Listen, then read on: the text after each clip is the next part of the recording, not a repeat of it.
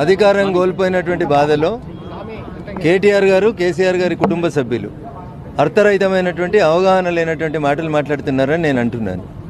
ఎందుకంటే ఒక హాస్పిటల్లో పొరపాటునో ఎక్కడైనా జరిగితే జరిగి ఉంటుంది, ఇన్సిడెంట్ జరగలేదని నేను అంటలేను.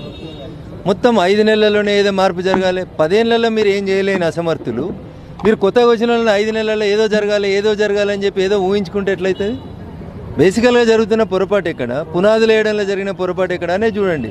10 సంవత్సరాల్లో తెలంగాణ బంగారు తెలంగాణ అయిపోయింది, అంతా అయిపోయింది అనే మీరు పోయి ప్రగతి భవన్లు, సెక్రటరియట్లు పెద్ద 100 కోట్లతో కట్టినప్పుడు మరి 10 ఏళ్లలో మీరు కట్టిన దవాఖానలు ఏమైనా డాక్టర్లు ఎట్టిపోయినరు?